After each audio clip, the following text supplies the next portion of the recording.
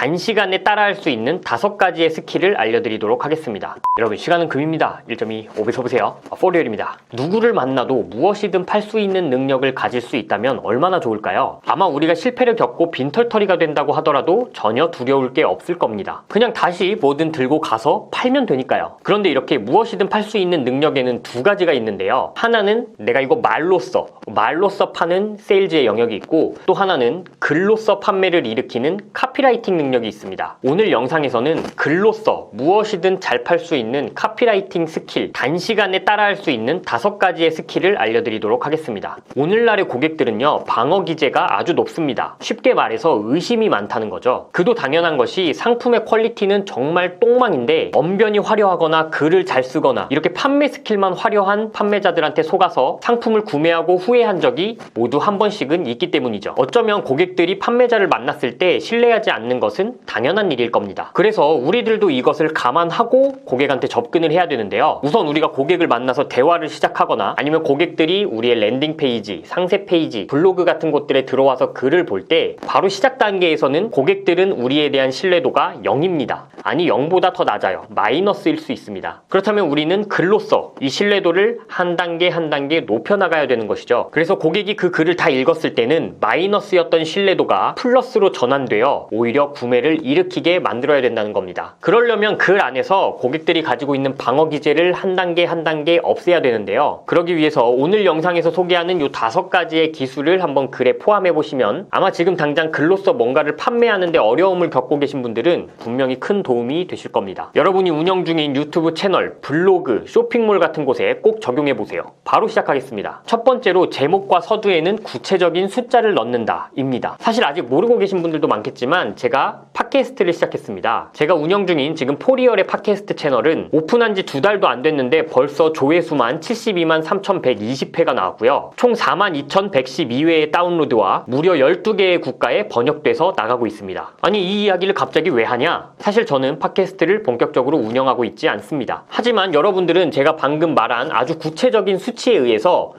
포리얼이 팟캐스트 하고 있었구나, 왜 난 몰랐지? 혹은 별 생각 없이 뭐 팟캐스트 하나보다 정도로 생각을 하셨을 겁니다. 이게 바로 구체성의 힘이에요. 제가 그냥 단순하게 제가 팟캐스트를 열었는데 지금 조회수가 상당히 많이 나오고 있고 다운로드 수도 많아요 라고 이야기를 했다면 이런 이야기는 별로 흥미도 안 갈 뿐더러 신뢰도 가지 않고 사람들의 주목을 끌 수가 없습니다. 우리가 유튜브 영상의 썸네일을 만들 때도 똑같습니다. 뭐뭐 하는 5가지 방법, 이런 식으로 구체적인 숫자를 넣어줘야 좋습니다. 인생을 잘 살 수 있는 현명한 방법들 보다는 월에 1,000만 원씩 벌면서 잘 먹고 잘 사는 8가지 방법이라고 제목을 짓는 게 훨씬 낫다는 겁니다. 자, 2번째는 고객의 의심이 일어날 만한 부분에서는 반드시 증거를 제시하라는 겁니다. 만약에 저를 처음 보시는 분들은 저에 대한 신뢰가 없을 것이고 제가 저는 대학교를 다니면서 창업을 했었고요, 이런 사업을 했습니다 라고 이야기를 하면 그 말을 안 믿을 겁니다. 그래서 제가 사업할 때 당시의 사진이나 뭐 이런 것들을 제시하면서 증거를 그때그때 제시해줘야 되죠. 그리고 제가 전자책 하나 만들어가지고 1,000만 원, 1,500만 원어치가 팔렸어요. 그렇게 팔 수 있었던 카피라이팅 스킬을 여러분께 알려드리겠습니다 라고 했을 때 많은 사람들은 그 말을 안 믿을 수도 있겠죠. 그래서 증거 자료로 내가 전자책을 이렇게 많이 판 사람이야 라는 것들을 보여줄 수 있는 이런 증거 자료들을 제시하는 겁니다. 연구소에서 발표한 자료, 통계적 수치, 역사적 사실, 이런 것들처럼 여러 가지 방면에서 확실한 증거가 될 수 있는 자료들을 제시함으로써 고객들의 신뢰도를 끌어올릴 수가 있습니다. 3번째, 타인의 칭찬을 포함한다는 겁니다. 혹시 여러분들 중에 지금 짝사랑하고 있는 분들 계신가요? 그렇다면은 그분과 가까운 제3자를 통해서 여러분을 칭찬하게 하십시오. 여러분이 없는 자리에서 제3자가 여러분을 칭찬한다면 그 사람으로 하여금 여러분의 이미지가 굉장히 좋아질 거예요. 하지만 절대로 하지 말아야 하는 건 여러분이 직접 가서 본인 입으로 나는 이런 장점을 가진 사람이야 라고 이야기하는 겁니다. 물론 저는 채널에서 항상 제가 저 혼자 잘났다고 막 이야기를 하지만 그건 뭐 제 채널이니까 좀 이해를 해주세요. 가장 칭찬이 효과를 보이려면 제3자로부터 칭찬을 받아야 해요. 그리고 이거는 상품을 팔 때도 똑같이 적용이 됩니다. 우리가 이렇게 출간된 책들을 보면 뒤에 추천사들이 많이 적혀 있는 걸 보신 적이 있을 거예요. 어떤 교수가 뭐 읽고 좋았다, 어떤 기업인이 읽고 너무 좋았다, 이런 식의 추천사들이 들어가 있죠. 해외에서는 상품 판매를 위한 랜딩 페이지에 테스티모니얼이라고 해서 다른 사람들의 추천사를 넣어 놓습니다. 그리고 이거를 다른 사람들한테 돈 주고 사는 뭐 허위로 만들어서 조작하는 것이 아니라 수백 개, 수천 개의 테스티모니얼을 가진 랜딩 페이지들도 수두룩하죠. 그냥 숫자로 압도를 해버리는 거예요. 이런 테스티모니얼이 한두 개가 있다면 이거 조작 아니야? 라고 생각을 할 수 있기 때문이죠. 그래서 지금이라도 우리들이 고객을 만나서 무언가 고객 접점을 만들어내면 항상 이렇게 추천사를 요청할 수 있는 그런 습관들을 만들어 놓으면 우리가 나중에 다른 고객들을 설득할 때 아주 큰 힘이 될 수 있을 겁니다. 타인의 칭찬은 아주 강력한 힘이라는 것 꼭 기억하시기 바래요. 자, 네 번째는 본인의 이야기를 하라는 겁니다. 상품이나 서비스를 파는 판매자가 신뢰를 얻기 위한 아주 강력한 방법은 자신의 이야기를 하는 겁니다. 보통 우리가 상품이나 서비스를 판매하기 위한 이 판매 페이지들을 보면 정보만 주구장창 나열하고 있는 경우가 수두룩합니다. 본인의 상품이 좋다는 그 상품 자신감 때문에 뭐 상품에 대한 이야기만 줄줄이 하고 있어요. 그렇지만 고객이 궁금해하는 건 무엇이냐? 왜 당신한테 사야 하는가가 궁금한 거예요. 그 의심이 거쳐지지 않는다면 여러분으로부터 상품을 구매하지 않을 겁니다. 그래서 여러분들의 이야기가 강력하게 필요한 것이죠. 특히 나의 A 지점과 B 지점에 대한 스토리를 이야기하는 것이 좋은데요. 이 A 지점과 B 지점이란 나 역시 똑같은 문제 상황을 겪었던 그런 어떤 과거 상황과 이것이 A 지점, 그리고 그것이 해결된 해결 상황, 이것이 B 지점, 이렇게 이야기를 섞는 겁니다. 예를 들면 저 같은 경우에 불과 2년 전에 창업 실패로 인해 통장 잔고 20만 원의 빈털터리였지만 1년 만에 소셜미디어를 통해 수익화를 하는 방법을 깨닫고 월 1,000만 원씩 버는 사업가가 되었다. 이것이 A 지점과 B 지점에 대한 저의 스토리죠. 그리고 이 스토리를 아는 사람들은 저에게 자신들이 가진 문제를 해결해 달라고 여러 가지 서비스를 요청하고 있습니다. 왜냐하면 제가 이 과정에서 겪었던 시행착오와 노하우와 지식들이 상품으로 만들어져 있기 때문입니다. 그리고 저는 그것들을 제공하고 있죠. 그래서 저와 비슷한 문제 상황에 놓인 사람들의 그런 문제들을 해결해 주면서 저는 또 돈을 벌고 있죠. 그래서 로봇처럼 상품에 대한 이야기만 너무 주절주절 하지 마세요. 여러분들의 스토리를 담으십시오. Fact tell, story sell. 스토리가 팔린다. 이 이야기를 꼭 기억하세요. 마지막 다섯 번째는 고객이 가지고 있는 불확실성을 제거해 주는 것입니다. 이 전자책을 사고 후회한다? 환불해 주겠습니다. 이 강의를 듣고 후회하십니까? 환불해 드릴게요. 이 상품을 받아보고 30일 안에 불만족한다? 전액 환불해 드리겠습니다. 우리가 상품을 판매하는 과정에 있어서 고객들이 느끼고 있는 그 불확실성을 제거해 주는 방법을 쓰는 겁니다. 이런 경우에 이런 걱정을 하실 수도 있어요. 아니 사람들이 30일 안에 환불해 준다고 하면 29일 쓰다가 환불 신청하면 어떻게 해요? 라고 말이죠. 하지만 말이죠, 실제로 환불은 그렇게 많이 일어나지 않습니다. 이것은 행동경제학적으로 사람들이 손실을 회피하고자 하는 경향을 갖고 있기 때문에 본인의 손에 어떤 상품이 들어온 이상 그것을 다시 돌려보내는 건 손실이라고 인지를 하게 되고, 그렇기 때문에 환불이 많이 안 일어나는 효과를 가져오게 돼요. 그래서 환불 없이 10개, 20개 파는 것보다는 2-3개의 환불을 해주고 100개, 200개를 파는 게 훨씬 더 낫습니다. 그런데 혹여나